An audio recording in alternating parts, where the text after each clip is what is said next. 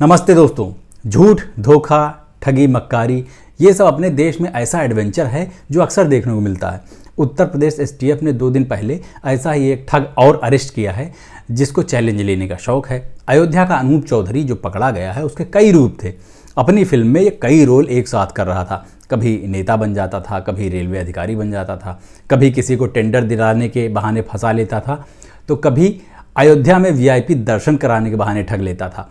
इसने एक सहायक और एक फर्जी गनर भी रखा हुआ था और जहां जाता था वहां के अधिकारियों को पहले से इत्तला करवा देता था, चूड़ी टाइट कर देता था बाकायदा लेटर पैड से।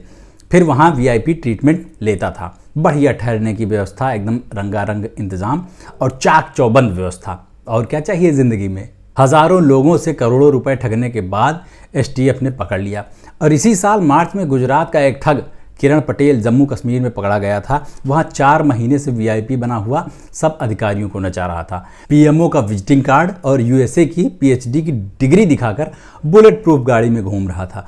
जेएनके पुलिस ने गिरफ्तार किया तो पोल खुली।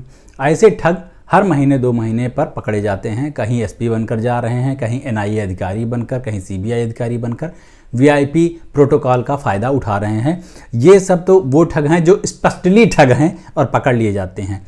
कुछ लोग ऐसे ठग हैं जिनका धंधा इतना बड़ा ठगी वाला नहीं है, लेकिन वो कान घुमाकर पकड़ते हैं। 2 दिन पहले ही सेबी संस्था जो स्टॉक मार्केट का हिसाब किताब देखती है, उसने एक यूट्यूबर पर 17 करोड़ का जुर्माना ठोक दिया।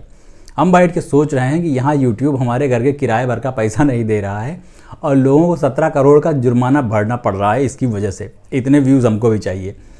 तो इन भाई साहब पर आरोप है कि ये यूट्यूब पर भ्रमित करने वाले स्टॉक्स रिकमेंड करते थे। इन लोगों को फिन्फ्लुएंसर कहा जाता है, फाइनेंस के इन्फ्लुएंसर।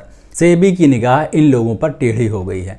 अभी तक क्या होता था कि जिसने स्टॉक्स में 2 लाख रुपए लगाकर 10 लाख का नुकसान कर लिया, वो यूट्यूब पर 5 मिनट में प्रॉफिट कमाने का टिप्स देकर करोड़ों कमाने लगा था। अपनी चड्डी में 4 छेद हो चुके हैं, नुकसान कराए बैठा है, लेकिन ऐसा दिलदार है कि आपको करोड़पति बनाना चाहता है, ऐसा दिखता था।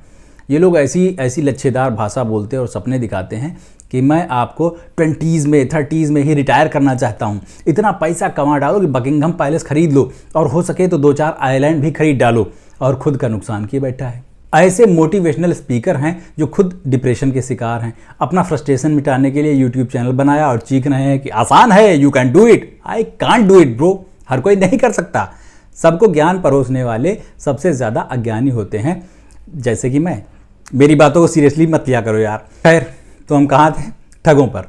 इतने तरह के ठग हैं यहाँ कि आपको घर घर जामताड़ा वाले मिल जाएंगे।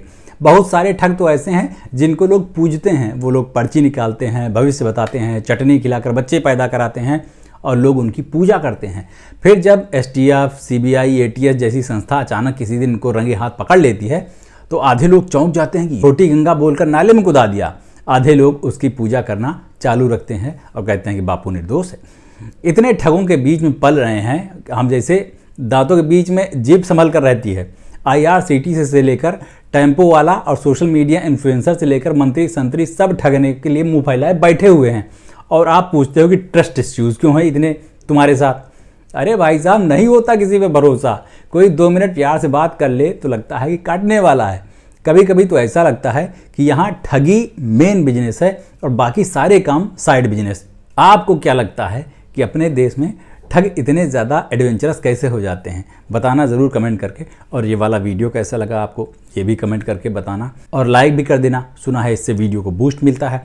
और यूट्यूब चैनल सब्सक्राइब कर लो, फेसबुक पर, एक्स पर, इंस्टाग्राम पर फॉलो कर लो, सब जगह। अभी चलते हैं, लौट के मिलते हैं। नमस्ते।